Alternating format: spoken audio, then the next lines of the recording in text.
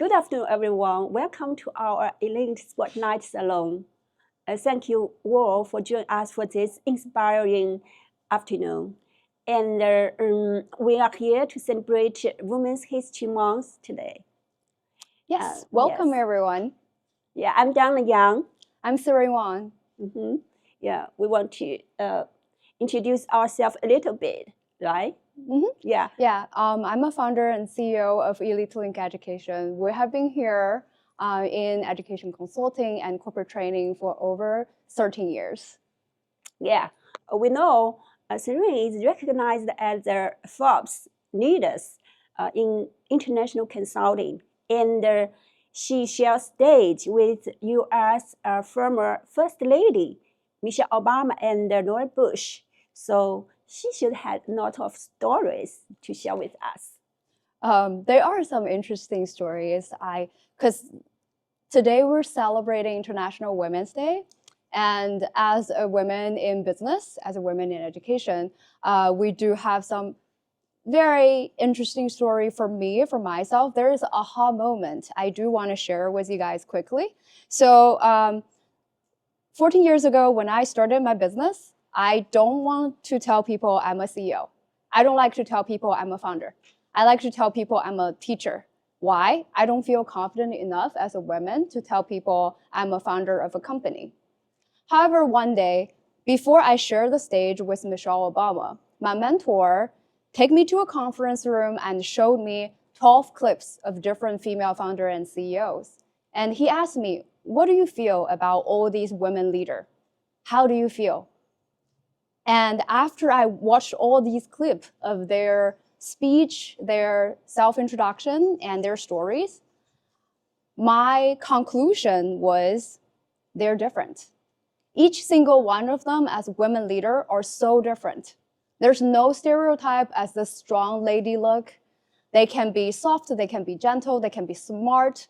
They're themselves. That's how I feel. And that was the aha moment for me as a woman in business, thinking I can just be myself. I don't have to act like a stereotypical, strong, successful woman to be confident enough to say, oh, this is my business. And I think that's like a powerful moment for me. And I want to share that story. Thank you. Yeah, I'm a media woman and also I'm entrepreneur. I think everybody know in media industry, it's not easy. It's very hard and simple and dry role. So I have to say, my dream is to want to be like a barber in America, but it seems not easy to realize. Of course. Yeah, but for so many years, I interviewed many very interesting and phenomenal women in America. And like someday you run into Mia Musk's mom, and you interviewed her and talk to her about her career, her son, and talk about her education. So it's given me a lot of achievement, I feel. So I feel so happy for my career here. And so I just want to say one word, what didn't kill you will make you stronger. We are lucky enough to have two excellent speakers share the stage with us. I want to introduce May first.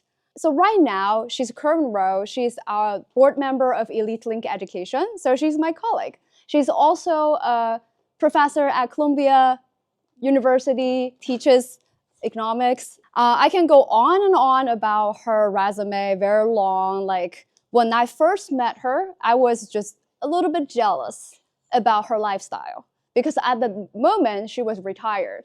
And her life is just look at air flight ticket tomorrow. If anywhere is nice, she will just fly there. That's her lifestyle. And I'm lucky enough to have her on board to my company. And there are just so many amazing things she achieved. So first I want to ask you, so you used to be a Columbia student, and then now you're teaching at Columbia. So what is your role like with the school, with your education and your career path?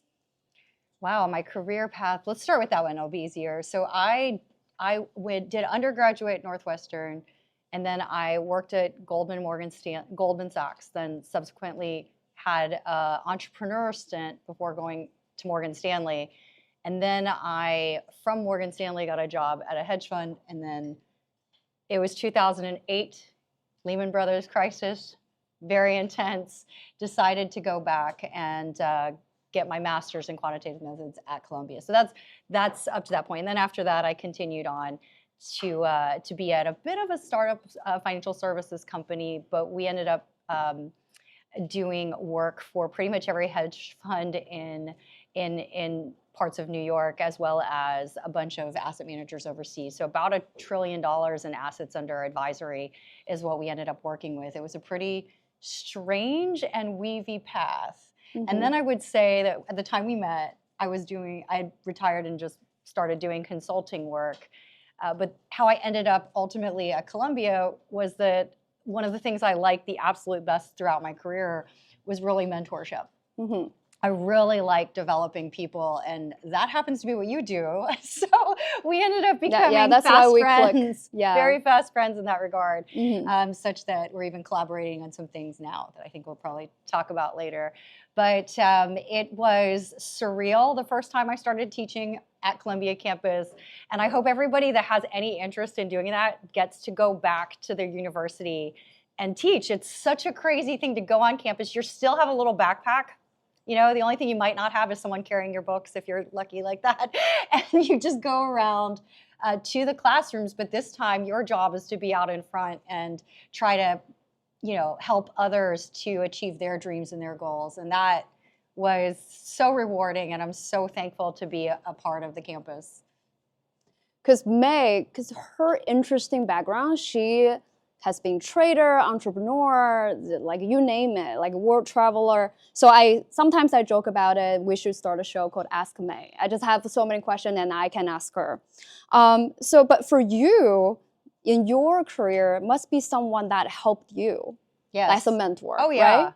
No one makes it on their own. Absolutely not. I mean, really, I think there's two pieces to it in the sense that you also have to be open to mentorship. And that really is its own set of skills. I mean, you're unbelievable at it. I recognize that right away when I met this girl. She just naturally had a personality about her. You naturally always, in my mind, have always been someone that seeks out and knows how to find great people to help you in life. That's a trait that I admire and that I've also tried to cultivate in myself since very early on. Especially early on, it's very easy to find folks that know more than you that can help you to achieve whatever it is you're trying to achieve in life. Because you're so young, you just don't know anything. But as you continue forward, you're going to want a whole toolbox of different folks that have different experiences. Maybe this person is really great at career transition. Maybe this person is really knowledgeable about the subject matter that you are an expert on. Maybe this other person is unbelievable at helping you find opportunities so that people can know more about you and know more about what you're capable of. All of these are not just one mentor or one person, but it's a whole, war chest of folks that can help you out in life. Yeah, for sure. Yeah, I love that. And for me, thanks to May, I feel like I do have that lucky aura that bring like wonderful people together. And that's why we have a wonderful crowd here together. Yeah. And as someone who always, like right now I'm mentoring others, but then I always seek mentorship from other people, I would say if you're watching today's show, write down 3 keywords about yourself that you think you needed help in that area. Yeah. And be very clear and specific when the time comes. For example, like one day I met Steve Forbes, right? And then people would ask, okay, if I met people like that, what do I say? That's where you write down the 3 keywords, and that's the question you can ask, right? And then there's one guy at that event ask, oh, what is your investment portfolio look like, Mr. Forbes? And he actually shared who knows, right? Like you might be surprised. And he actually shared his idea of how to do investment, how to manage his own portfolio.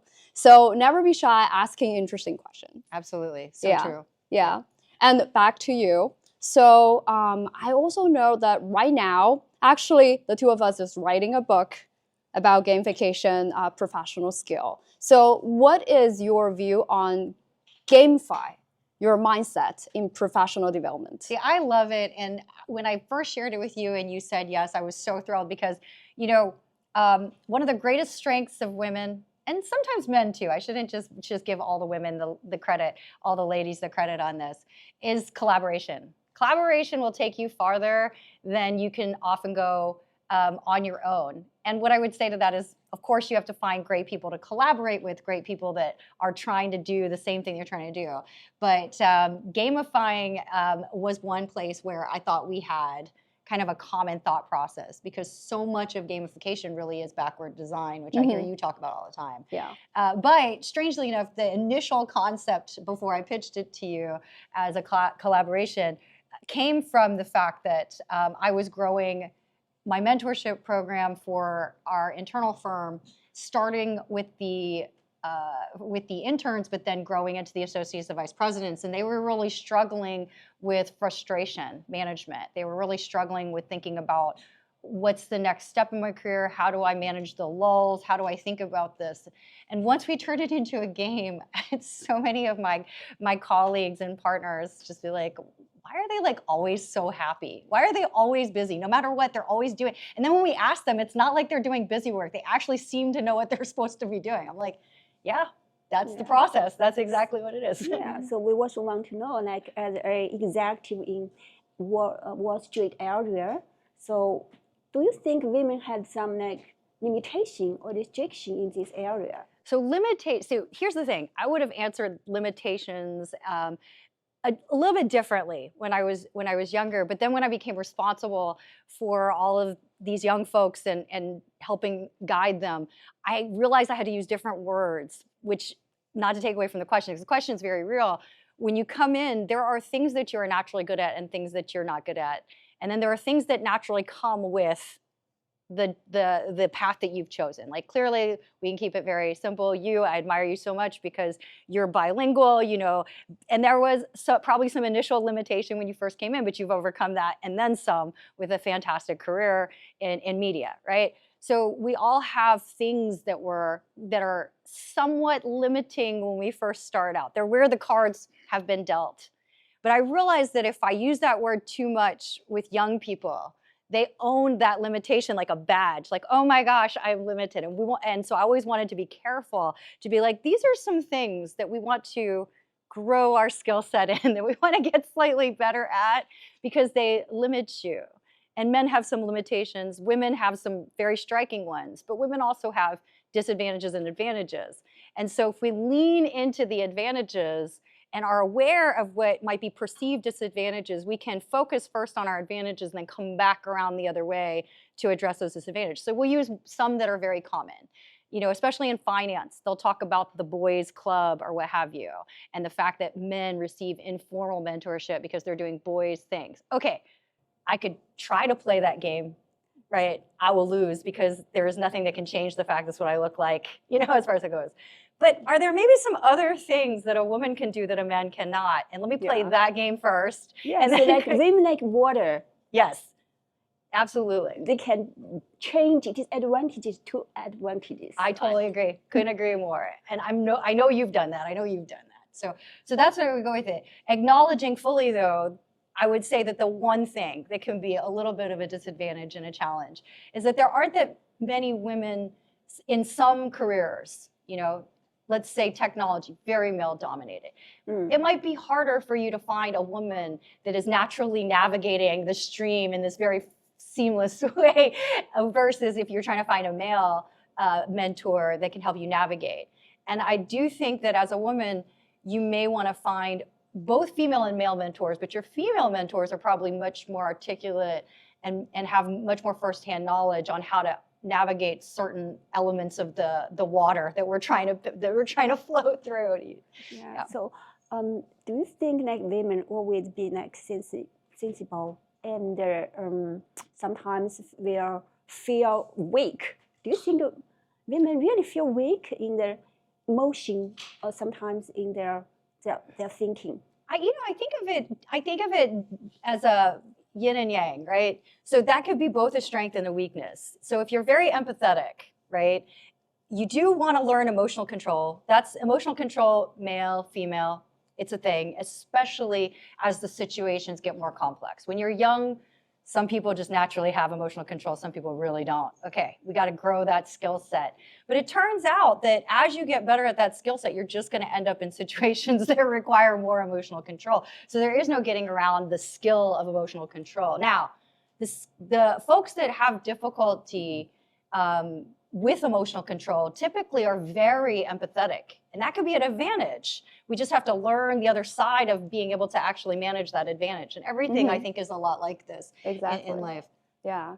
There's something, I think everyone, no matter women or men, there are some parts deep in our heart, we feel like that's a disadvantage of ourselves. Everyone is different. Some people think it's their personal image. Some people it's the way they talk. Some people think, oh, I'm too young. Some people think, oh, I'm too old. Some people think, oh, the way I look, I'm not good at talking to people. And that mindset sometimes sort of like interrupt us to better showcase ourselves in the world. So I would always, like you guys talk about, change the disadvantage into an advantage, right? Like sometimes student approach to me is like, I'm too young. So when I interact with people, I don't think I can add value. What value I can add? But I said, you're young. That's the value. Share your perspective. Yeah. And then if you have time, offer your help, right? And show differentiation. Yes, absolutely. Yes, different perspective. And sometimes their mom comes to me, it's like, oh, if I go to a work event, I've been stay home for a while, I don't know how to interact. But you're a mom. If you can be a mom, you can do anything. So basically, if we, no matter men or women, if we can change the disadvantage that we self-aware, like we feel a little bit inconfident about, and we change that into something that we super, super proud, that's like a power move. It's power move, totally. Yeah. So back to the gamification mindset. Yes. I do want you to explain a little bit, like this key mindset of XP point, playing a game with an XP point game or like a level up game, right? Yeah, so I'll show you, we'll talk about the genesis of it because you love this idea once we first started to discuss it. It came about because when young people would come and work with my VP or with me directly, I noticed that they had this idea of their strengths and weaknesses as permanent, and this caused kind of a twofold problem. The first was there were things that they felt they could not do. And then there were other things where they felt really, really confident that that was their core skill, but they just didn't realize that, okay, that's your core skill and you are in fact great at it. Turns out that there's a lifetime of that skill for which you can continue to evolve. And both of these were causing a great deal of distress, frustration, and conflict for the young folks that would come. So I went about describing this gamification method. So for example, as we were talking about, let's say you feel that maybe you're a little sensitive. You have a tendency to emotionally respond. Okay, that's great. We'll call that skill the soft skill of empathy. That's a very important meeting skill. You go into a meeting, everybody's angry. You want to know that they're angry when you walk in through the door because maybe somebody didn't tell you. Okay, so then the other related skills that allow you to use that to your advantage, those are what we call other skills, and there are levels of XP points to that. So emotional control, low XP points, maybe when you start out, empathy, slightly higher. We grow this, and actually what happens is that you get both of these skills collaborating with each other and making you a stronger professional. Okay, so then the second concept, though, that is the idea that there are layers. This one is always fun because you might have someone who fully identifies themselves as being an unbelievable communicator. And then I'll always ask these people, okay, there's levels to this. Do you think that you are so expert at it that you are superior? You say you're better than maybe this person, but what about Michelle Obama? Are you better communicator than Michelle Obama? Does she have more XP points than you, right? You're like, okay, maybe Dalai Lama, does he have more XP points than you? Okay, yes. And then we talk as well about all the different layers of complementary skills that allow you to get and to grow this thing. And what this stopped was this idea that I was just going to ignore this skill altogether. Like, I'm not a communicator, I'm a tech guy, so I don't need to learn communication. Okay, au contraire, my dear. Like, is it possible that it's this, if you just increased a little bit of this communication, I might get 10x out of you. And this is kind of how we score within the XP world. This is a lot like a video game that you play. And in the video game, maybe you're really good at attack, maybe you're really good at defend, you like to kill things in the video game. A lot of boys, they go straight for that. Yeah. But there are some video games where you must also do something like cook food so that you can refill your experience points. And strangely enough, in the video game, as much as you don't enjoy that, as much as killing demons, something, you'll sit there and you will cook for hours and get those XP points. And that was the attitude I wanted folks to have and to really appreciate. And then hopefully within their time, you know, under my area, because eventually if you do a good job with mentoring, then people want your people. And so they'll go to the other areas of the firm. But, you know, and I wanted them to understand that if they could work on these complementary skills, it made their other skills so much stronger. And that's why my folks were always really busy. They were always trying to gain these other XP points that they weren't particularly gifted at. Yeah, that's specifically one thing I love about this book. And when you say we should work on this book together, and I feel like life cannot be just level up.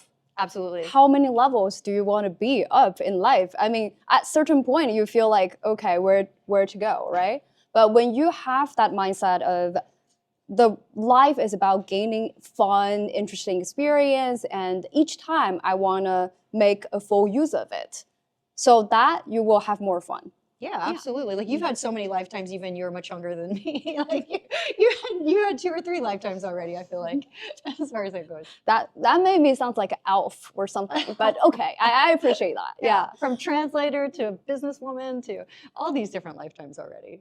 Yeah.